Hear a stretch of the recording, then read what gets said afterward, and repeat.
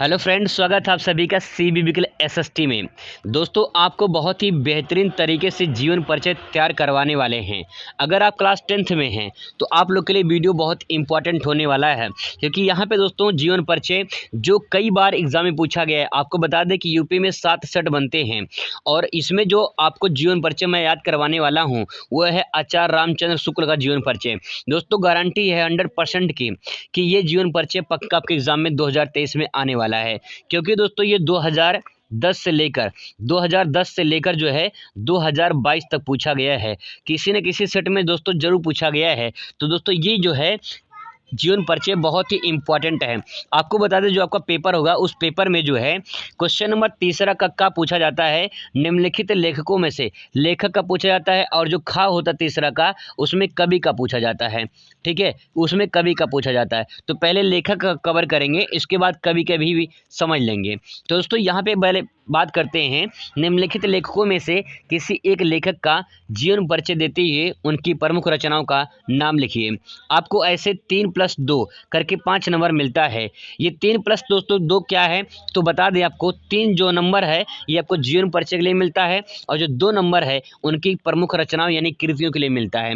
तो total 5 number. ये दोस्तों गारंटी है कि 5 नंबर आपका फिक्स हो जाएगा। तो चलिए विस्तार से समझते हैं कैसे आप जीवन परिचय तैयार कर सकते हैं, कितने शॉर्ट में आप जो है पूरा का पूरा नंबर पा सकते हैं। चलिए उसको समझते हैं। आचार्य रामचंद्र शुक्ल के जीवन परिचय पे ध्यान देते हैं थोड़ा सा और समझते हैं। यहाँ पे दोस्तों देखिए, अगर दोस्तों बात करें जीवन परिचय की तो यहाँ पे देखिए बहुत बार के समझ सकते हैं। आचार्य रामचंद्र शुक्ल का जन्म 1884 में हुआ था।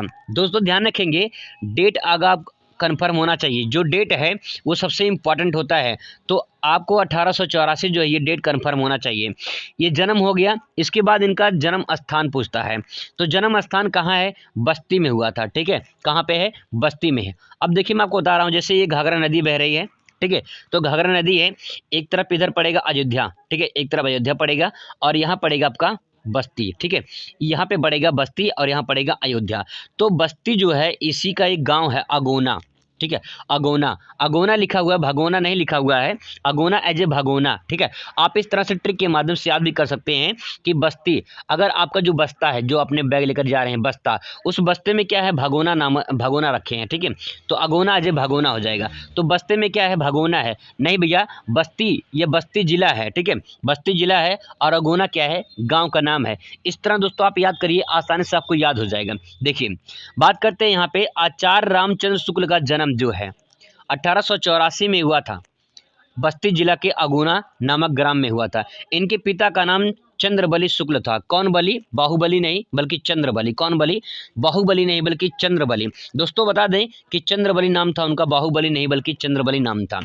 इंटरमीडिएट में आने पर इनकी शिक्षा बीच में छूट गई थी। भैया आप जो अभी 10 में हैं, इसके बाद 11 में पहुंचेंगे, फिर 12 में पहुंचेंगे। 12 में जब पहुंचेंगे तो आप कहेंगे भैया हम इंटरमीडिएट में आ चुके हैं, इंटरमीडिएट में आ गए हैं। अगर आप इंटरमीडिएट में पढ़ाई छोड़ देंगे तो आपकी पढ़ाई छूट जाएगी। इन्होंने भी वही काम किया था। इंटरमीडिएट में आने पर इनकी शिक्षा बीच में छूट गई। क्यों छूट गई पता नहीं। पढ़ाई छूटने के बाद इन्होंने सरकारी नौकरी कर ली। बहुत सिंपल तरीका है, अगर आप इंटरमीडिएट में पहुंच गए और पढ़ाई छोड़ देंगे आपको नौकरी नहीं मिलेगी भैया।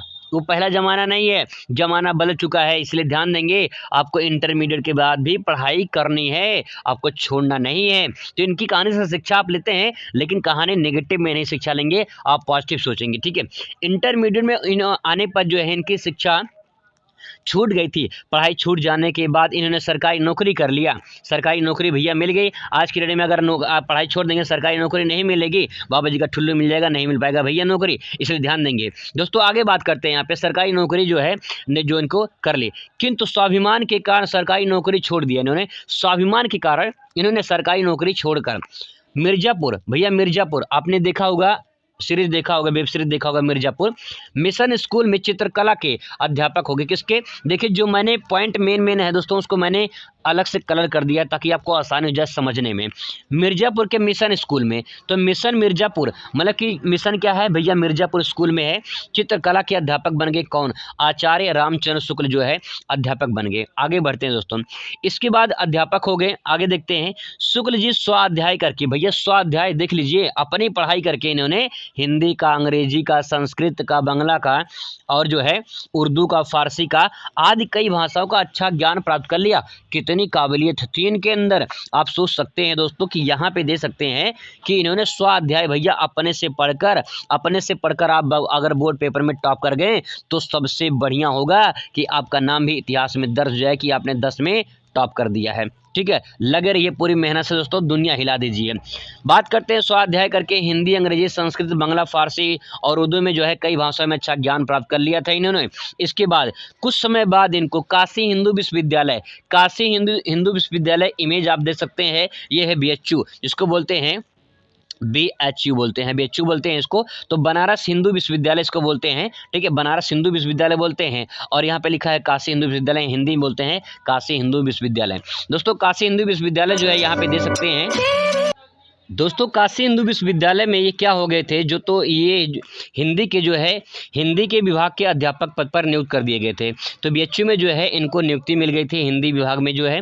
इसके बाद वो क्या हुआ था कि वहाँ बाबू श्याम सुंदर दास जो है बाबू श्याम सुंदर दास के बाद हिंदी विभाग के अध्यक्ष हो गए थे। तो पहले बाबू श्याम सुंदर दास थे, कौन? बाबू श्याम सुंदर दास थे। इसके बाद दूसरे नंबर पर फिर इनको बनाया गया अध्यक्ष इनको बनाया गया आचार्य रामचंद्र शुक्ल जी को बनाया गया। इसके बाद दोस्तों आगे बढ़ते हैं, यहाँ पे आगे है कि जो है निबंध, लेखन और आलोचना के क्षेत्र में इन्होंने सर्वोपरि स्थान बनाया। तो निबंध और लेखन में और आलोचना के क्षेत्र में जो इन्होंने सर्वोपरि स्थान बनाया है। आनंद कदम्बनी पत्रिका में इनकी रचनाएं प्रकाशित होने लगी हैं। जो दोस्तों मेन पॉइंट अगर आप वही तर्क लेते तो कहानी आपको आसानी से समझ में आ जाएगी। आगे देखिए, यहाँ पे लिखा गया है कि शुक्ल जी ने हिंदी में उच्च स्थान स्थापित करते हुए 1941 में इनका स्वर्गवास हो गया था। तो कहानी इनकी जीवन परिचय समाप्त होती है यहीं पे, और ये 3 नंबर आपको यहाँ से मिल जाता है। बचा 2 नंबर कृतियाँ भी आपको बता देते हैं, कृतियाँ भी दोस्तों आप देख लीजिए।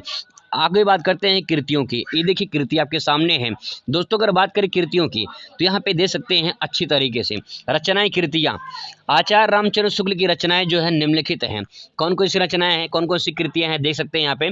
चिंतामणि है भैया, चिंता मत करिए आप बोर्ड पेपर में दोस्तों 95% प्राप्त कर सकते हैं, गारंटी है। अगर आप मेहनत करेंगे तो आप 90% जो है प्राप्त कर सकते हैं, इसलिए चिंता नहीं करना भैया, चिंता नहीं करना। ठीक है, और दूसरी बात आपको भ्रमर गीत दोस्तों देखिए, आपको कहीं भ्रमाना नहीं है। ठीक है, कहीं पे भ्रमण नहीं करना है, घूमना नहीं है तो भ्रमण हो जाएगा। भ्रमर गीत मत करिए भैया, यहाँ से आप जो है पढ़ाई करिए इस टाइम पे। अभिमन्युबध तो यहाँ पे दोस्तों आप चिंता मत करिए, भ्रमर गीत सार है, अभिमन्युबध है, आनंद कदम्बनी है और नागरी प्रचारणी जो है पत्रिका, ये जो है इनकी प्रमुख रचनाएं हैं। आप इसे आसानी से ट्रिक के माध्यम से दोस्तों आसानी से याद कर सकते हैं।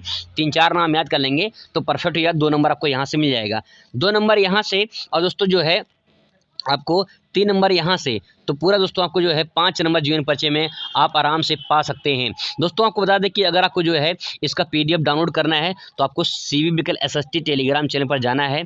वहाँ से जो है आप इसका टेलीग्राम चैनल से जो है PDF डाउनलोड कर सकते हैं, वहाँ पे अवेलेबल हो जाएगा। ठीक है दोस्तों, ये रहा पूरा का पूरा जीवन परिचय जो मैंने आपको बताया अच्छे तरीके से। आई होप कि आपको अच्छा लगा होगा। कोई डाउट हो कमेंट करिए, आपका जवाब पूरा दिया जाएगा। वीडियो पूरा देखने के लिए बहुत बहुत धन्यवाद। Thanks for watching.